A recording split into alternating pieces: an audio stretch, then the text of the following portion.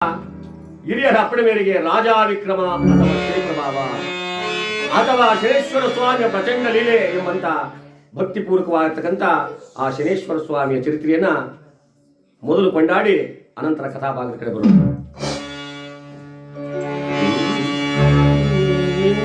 ನೆನೆದ ಜೀವನ ಆಯಿತಲ್ಲ ಪಾವನ, ನಿನ್ನ ನೆನೆದ ಜೀವನ ಆಯಿತಲ್ಲ ಪಾವನ, ನಂಬಿ ಕೂಡಿದೆ ಶನಿದೇವಾ ಒಂದು ನೀಡಿದೆ ಭಾಗ್ಯವಾ, ನಂಬಿ ಕೂಡಿದೆ ಶನಿದೇವಾ ಒಂದು ನೀಡಿದೆ ಭಾಗ್ಯವಾ, ನಿನ್ನ ಜೀವನ ಆಯಿತಲ್ಲ ಪಾವನ.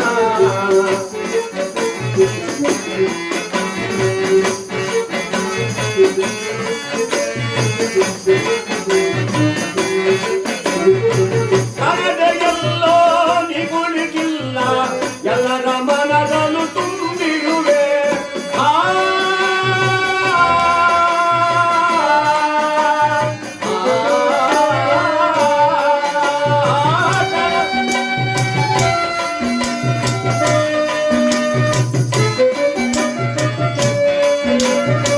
ಕರದೆಯಲ್ಲೋ ನಿಗುಳಿಗಿಲ್ಲ ಎಲ್ಲರ ಮನದಲ್ಲೂ ತುಂಬಿರುವೆ, ಮಾಡಿಗೊಲೆಯ ಬಗೆಗೆ ಗೊಲೆಯ ಮಾಡಿಗೊಲೆಯ ಬಗೆಗೆ ಬಳಿದೆ ತಾನೇ ಶನಿದೇವ, ನೀನೆ ತಾನೇ ಮಹಾದೇವ, ನಿನ್ನ ನೆನೆದ ಜೀವನ ಆಯಿತಲ್ಲ ಪಾವನ, ನಿನ್ನ ನೆನೆದ ಜೀವನ ಆಯಿತಲ್ಲ ಪಾವನ.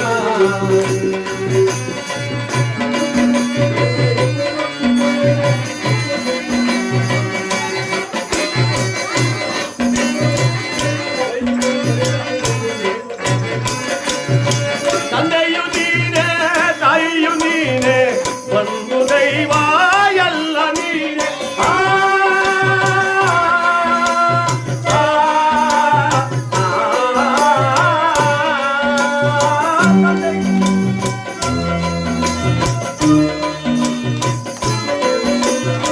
ತಂದೆಯು ನೀನೆ ತಾಯಿಯು ನೀನೆ ಒಂದು ಬಳಗ ದೈವ ನೀನೆ, ಒಂದು ಕಾಯೋ ನೊಂದಿಗೆ ಒಂದು ಕಾಯೋ ನೊಂದಿಗೆ ಮಾಡಿಗೊಳೆಯ ನೇನಯ ನಮ್ಮ ಮಾಡಿಗೊಳೆಯ ನೇನಯ, ನಿನ್ನ ನೆನೆದ ಜೀವನ ಆಯಿತಲ್ಲ ಪಾವನ, ನಿನ್ನ ನೆನೆದ ಜೀವನ ಆಯಿತಲ್ಲ ಪಾವನ.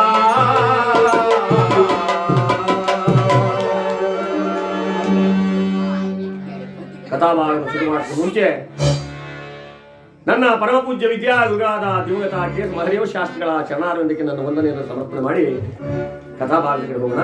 ರಾಜ ವಿಕ್ರಮ ಅಥವಾ ಶನಿ ಪ್ರಭಾವ. ಈ ಕಲಿಯುಗದಲ್ಲಿ ನಡೆದಂತ ಮಹಾ ಪವಿತ್ರವಾಗ್ತಕ್ಕಂಥ ಗ್ರಂಥ, ಪವಿತ್ರವಾಗ್ತಕ್ಕಂಥ ಆ ಶನೇಶ್ವರ ಸ್ವಾಮಿಯ ಸ್ಮರಣೆಯನ್ನ ಹಾಡಿ ಹೇಳಿ ಕೇಳಿ ನಾವೆಲ್ಲರೂ ಕೂಡ ಪರಮಾತ್ಮನ ಕೃಪೆಗೆ ಪಾತ್ರರಾಗೋಣ. ಸ್ವಲ್ಪ ಗಟ್ಟಿಯಾಗಿದ್ರು ಒಂದ್ಸಲ ಗೋವಿಂದ ಅಂತ ಹೇಳ್ಬಿಡು. ಜಯ ಇಂದಿರಾ ರಮಣ ಗೋವಿಂದ. ನವಗ್ರಹಗಳ ಪಾದಕ್ಕೆ ಗೋವಿಂದ, ಶನಿದೇವರ ಪಾದಕ್ಕೆ ಗೋವಿಂದ.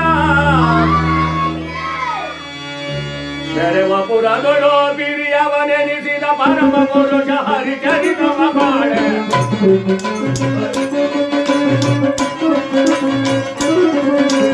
ಆದಿಪುರಗಳಲ್ಲಿ ಮೋದದಲ್ಲಿ ಪುಟು ಸುರತಿರ ಬಾಜನ್ನಾಗಲೋ ನಮಗೆ ಜಯನಾಗಲೋ.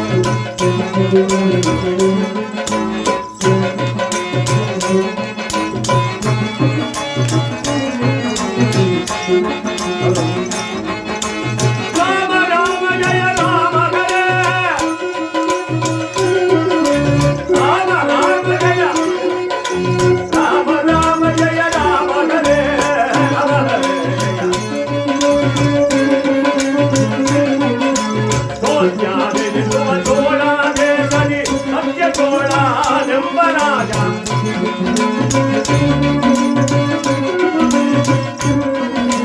ಹೋದಾಗಿ ಶನಿಯ ಪ್ರಭಾವದಿಂದ ಇರುತ್ತಲೇ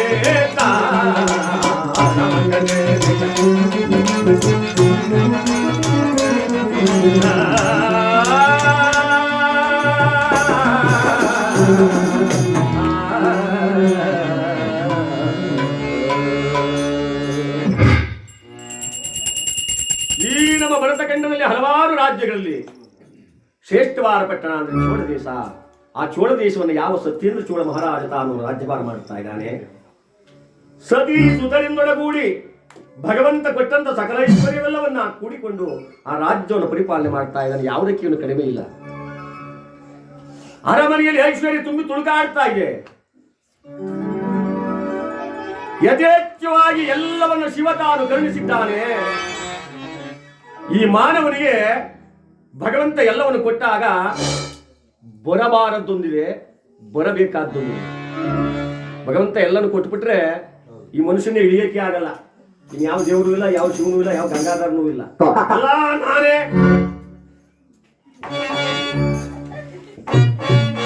ಈ ಬರಬಾರದು ಅಂದ್ರೆ ನಾನು ನಾನೇ ನದೀರೋ ಬೆಲೆ ಮಾನವ, ನಾನು ನಾನೇ ನದೀರೋ ಬೆಲೆ ಮಾನವ, ಜನ್ಮದ ಅರ್ಥವಾಗಿ ನೋಡ, ನಾನು ನಾನೇ ನದೀರೋ ಬೆಲೆ ಮಾನವ.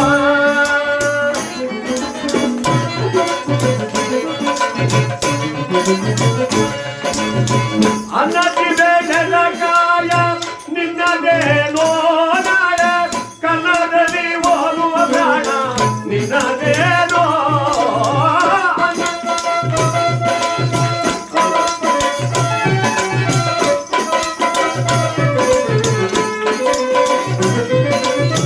ನಾನು ನಾನೇ ನದೀರೋ ಬೆಲೆ ಮಾನವ.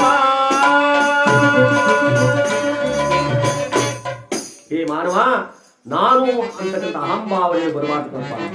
ಅಗ್ನಿ ಹುಟ್ಟಿದ ಸ್ಥಳವನ್ನು ಯಾವ ರೀತಿಯಾಗಿ ನಾಶ ಮಾಡುತ್ತೋ ಅಹಂಕಾರ ಹುಟ್ಟಿದಂತ ಮನುಷ್ಯ ತನ್ನನ್ನು ತಾನೇ ನಾಶ ಮಾಡುತ್ತಾನೆ. ಇಲ್ಲಿ ಯಾವ ಸತ್ಯೇಂದ್ರ ಚೋಳ ಮಹಾರಾಜನಿಗೆ ಭಗವಂತ ಎಲ್ಲ ಕರುಣಿಸಿದ್ದಾನೆ. ಆದ್ರೆ ನಾನು ಸಾಧುಗಳನ್ನ, ಸತ್ಪುರುಷರನ್ನ, ಸಜ್ಜನರನ್ನ, ದೈವಭಕ್ತರನ್ನ ಕಂಡರೆ ನಿರಾಕರಿಸುವುದು, ಅವಹೇಳನ ಮಾಡುವುದು, ಈ ರೀತಿಯಾಗಿ ಧರ್ಮ ಕಾರ್ಯಕ್ಕೆ ತೊಂದರೆ ಪಡಿಸ್ತಕ್ಕಂಥ ಮಹಾರಾಜ ಇವನಾಗಿದ್ದಾನೆ.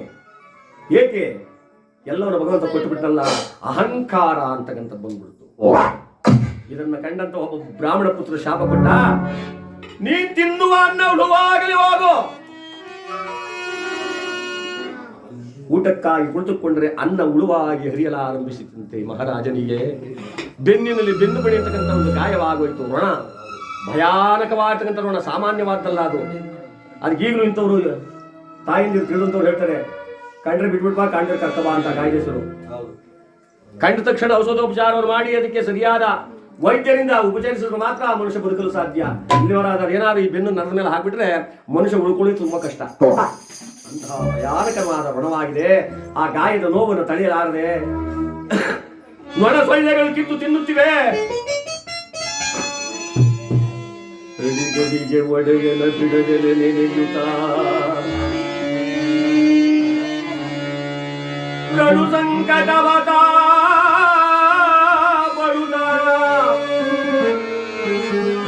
ರಾಜ